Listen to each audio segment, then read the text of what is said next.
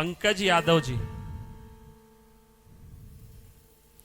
परम पूज महाराज जी के चरणों में सादर प्रणाम। कौन? महाराज जी, मेरी उम्र 29 वर्ष है।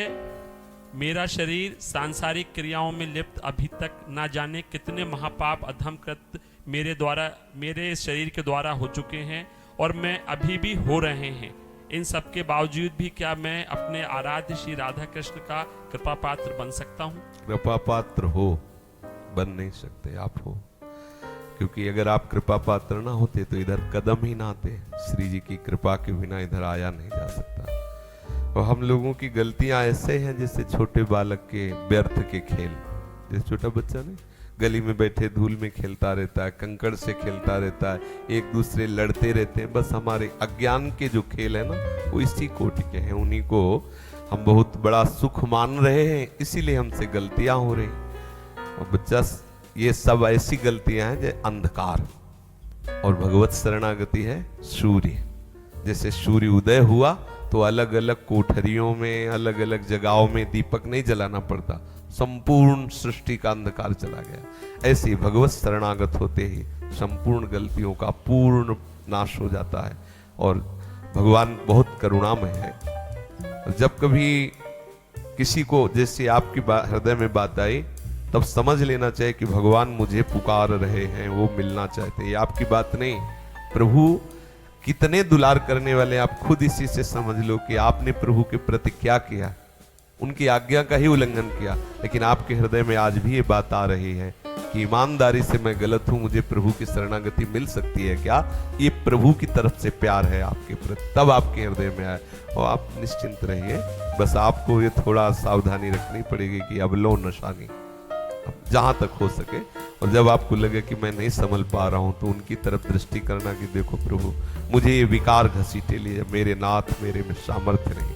और आप चमत्कार देखना उसी समय आपको दिखाई देगा प्रभु का कृपा प्रसाद किस रूप में उदय होता है। आप देखना, आप बिल्कुल हर जीव हर स्थिति में मेरे प्रभु के योग्य है। कभी ऐसा कोई ना सोचे कि मैं इस कुल का हूं तो मैं प्रभु के योग्य हो सकता हूं। नहीं, कोई ये न सोचे कि मैं इस कुल का हूं इसलिए मैं प्रभु के योग्य नहीं। कोई भी कुल, कोई भी कर्म, कोई, ये बहुत सुंदर बात समझनी, कोई भी कर्म, कोई भी परिस्थिति आपको प्रभु से मिलने में रोक नहीं सकती, और कोई भी कर्म, कोई भी परिस्थिति आपको प्रभु से मिला नहीं सकती।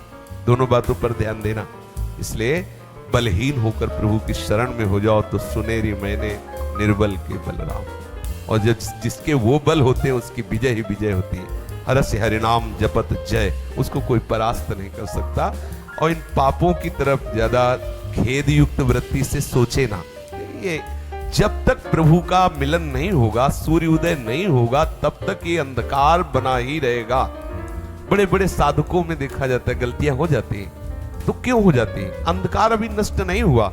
और सच्ची मानो बच्चा, जब हृदय में भगवद आनंद की अनुभूति होती है, तो कहीं किसी सब विषय एक साथ उसके पास हो तो भोगने की इच्छा ही नहीं होगी, क्योंकि वो उस सुख को प्राप्त हो गया है जिसके बाद ये सब बिल्कुल ऐसा, जैसे आपको पता चल जाए कि नकली रुपया है तो आप उसको झुकेंगे नहीं उठाने के लिए, लेकिन जिसको पता नहीं है वो दौड़ के उठाएगा, लेकिन जब उसको पता हो जाएगा तो छोड़ जाएगा। तो जितने इस संसार के भोगों में रमण कर रहे हैं उनको पता नहीं कि ये नकली है, और जब असली भोग का परिचय प्राप्त हो जाएगा चिदानंद प्रभु के चरणारविंद का, तो किसी भी भोग की ताकत नहीं को खींच सके। बिल्कुल बेपरवाह रहो। जैसे हम इससे कह रहे कि आप बिल्कुल निश्चिंत रहो, तो ये हम पाप प्रवृत्ति का बढ़ावा नहीं दे रहे, ये हम पाप प्रवृत्ति से युक्त उपासक को उत्साह दे रहे। और उत्साह ही नहीं केवल बढ़ाने का, चाहे गंगा जल या यमुना जल लेके कसम खा के हमारे हाथ में दे दे, उसके जीवन भर के पाप भोगने के लिए हम तैयार हैं। वो श्री जी की तरफ बढ़े और श्री जी की तरफ चले।